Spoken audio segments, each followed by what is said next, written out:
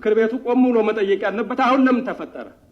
አሁን መከላከያ ሲመጣ ሊያጠፋኝ ነው ብሎ ለምን ስጋት ውስጥ ገባ?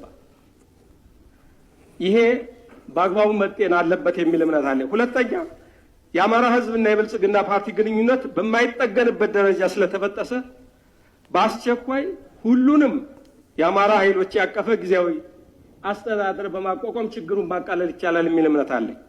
ሶስተኛ በአማራ ላይ የሚደርሰውን ዘርፈ ብዙ ጥቃት የተቃወሙና አካሄድ ጥያቄ ያለን አካሄድ ጥያቄ እሺ ብዙ ብላችሁ አንዴ የተከበራችሁ እንደማመጥ የተከበሩ ሰላም አትንሱን፣ የደረስንበት ላለው እየደረሰብን ላለው በደል ፍትህ ይሰጠን፣ በነጻነትና በዲሞክራሲ መንገድ ሐሳባችንን እንግለጽ ወዘተ የሚሉ ናቸው።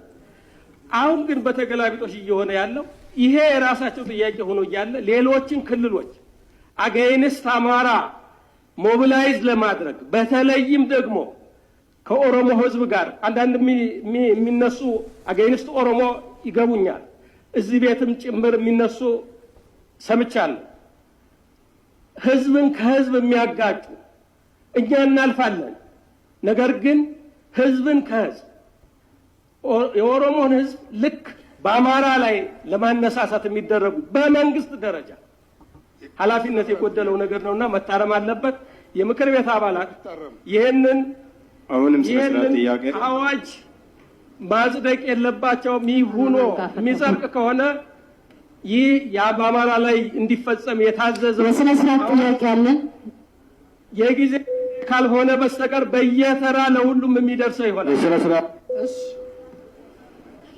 ብታስጨርሱ ጥሩ ነበር። ይበቃውታል። የሰጡትን ማሳሰቢያ ስላልተቀበሉ በዚሁ ብናበቃና ሰባተኛ የወሰደ ሰው